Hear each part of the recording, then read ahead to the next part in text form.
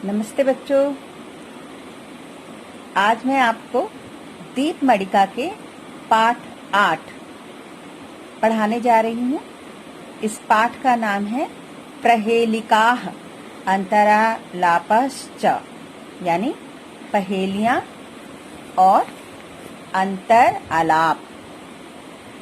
प्रहेलिका का मतलब क्या होता है? पहेलियां। और अंतरालापश्च का मतलब होता है कि जो मैं आपको श्लोक पढ़ाऊंगी उसके अंत में उसका उत्तर दिया होगा, और पहेली को आप सुनेंगे, उसका अर्थ समझेंगे और अपना उत्तर बताएंगे। तो पहली पहेली है, कृष्ण मुखी न मार्जारी द्विजिह्वी न च सर्पणी पंचभर्त्री न पांचाली यह जानाति सः पंडितः। अर्थात मुख तो काला है किंतु बिल्ली नहीं है, दो जीभ वाली है किंतु सर्पणी नहीं है, 5 पति हैं पर पांचाली नहीं है। और ये सब जो बता देगा तो ये जानता है इसका उत्तर क्या है, वही विद्वान है। क्या होगा इसका उत्तर? कौन बता सकता है?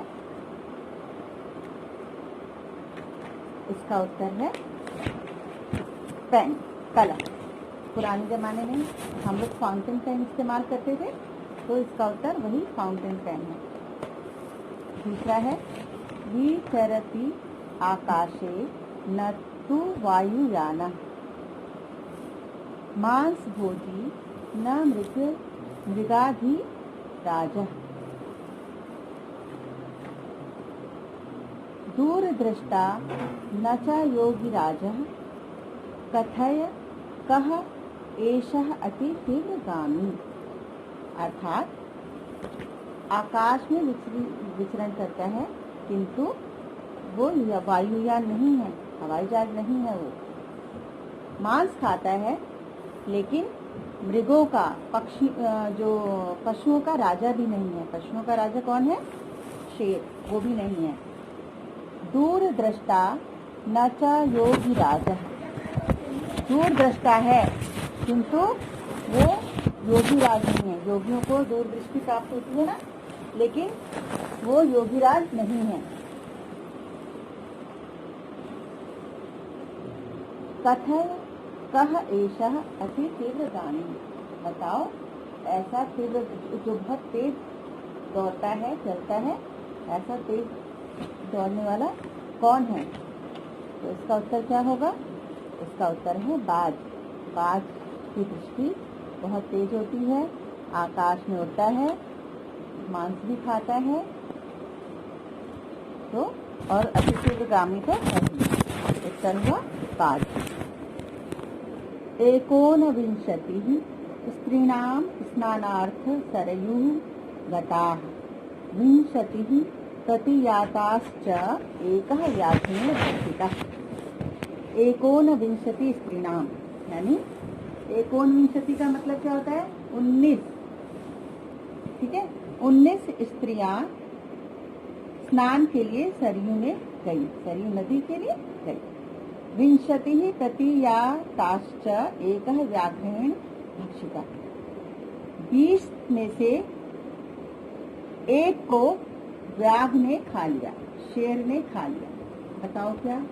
अब आप इसी को देखिए, कह रहे हैं 19 औरतें गईं स्नान के लिए, और अंत में कह रहे हैं कि 20 में से एक को शेर ने खा लिया।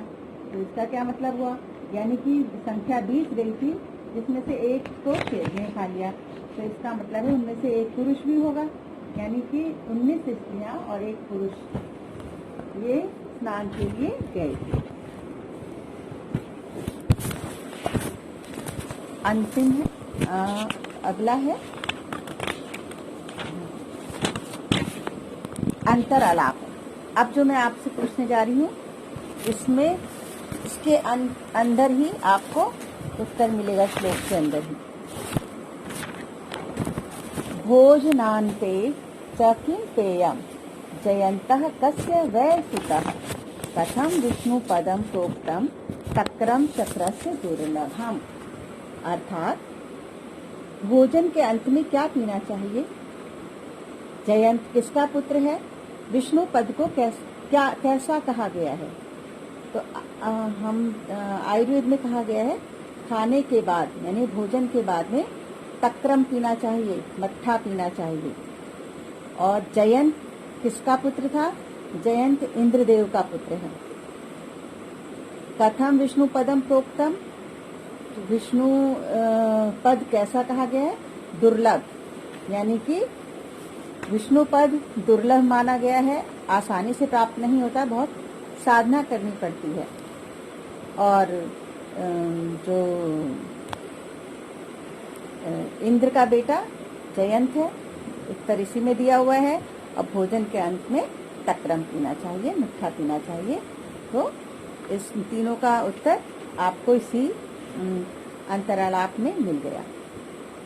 युधिष्ठिरः कस्य वै पुत्रः गंगा वहति कीदृशी, हंसस्य शोभा का वास्ति, धर्मस्य त्वरिता गतिः। युधिष्ठिर किसका पुत्र था? सब जानते हैं किसका पुत्र कहा गया? गंगा का।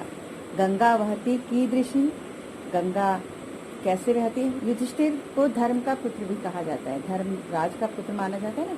गंगा वहती कीदृशी, गंगा कैसे बहती है? हंसस्य शोभा का वास्ति, हंस की शोभा क्या है? धर्मस्य त्वरिता गति, धर्म की जो शोभा, हंस की शोभा क्या है? अब इसमें उत्तर है धर्मस्य त्वरिता गति, यानी युधिष्ठिर किसका पुत्र है? धर्म का। ठीक है। गंगा कैसे बहती है? त्वरित, तेज गति से बहती है, तेज स्पीड में बहती है। और हंस की शोभा क्या है? हंस की शोभा है उस क्या कहते हैं, उसकी चाल, वो बहुत सुंदर चलता है, तो उसकी चाल को उसकी शोभा कहा गया। तो इसमें भी इसका उत्तर है कस्तूरी जायते कस्मात् कः हन्ति करिणाम कुलम, किम करोति कातरः युद्धे मृगात् सिंह पलायनम। अर्थात कस्तूरी किससे पैदा होती है? हाथियों के झुंड को कौन मारता है? कायर युद्ध में क्या करता है? इसका उत्तर है कस्तूरी हिरण की नाभि में होती है, तो हिरण से पैदा होती है।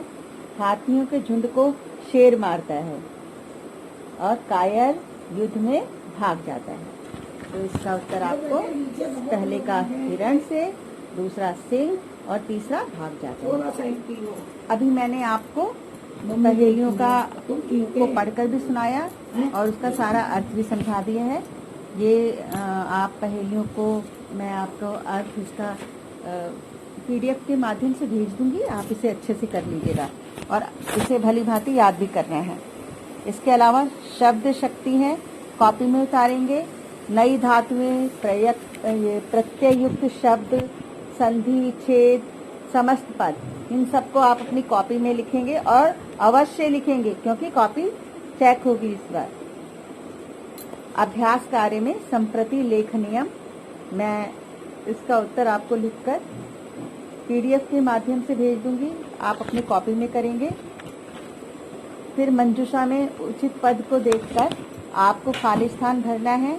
तीसरे प्रश्न में आपको श्लोक 3 और श्लोक 5 का अन्वय करना है, जो मैं प्रश्न 3 के साथ ही उसका अन्वय करके पदों को लिखकर आपको PDF के माध्यम से भेज दूंगी।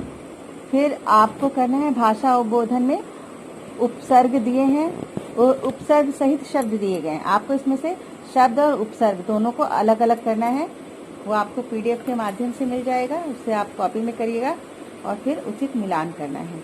ये सभी काम आप अपनी कॉपी में संस्कृत की अच्छे से सही सुंदर राइटिंग में करेंगे और काम कंप्लीट करेंगे। पूरा काम रहेगा, होना चाहिए समय पर आपकी कॉपी। मैं इस बार चेक करूंगी, कल आपका गूगल मीट है, उस पर आपको थोड़ा सा समझा दूंगी और गूगल मीट पर आपकी उपस्थिति 100% होनी चाहिए क्योंकि इस बार आप अगर आप प्रेजेंट रहेंगे तभी आपके मार्क्स पूरे मिलेंगे। नमस्कार।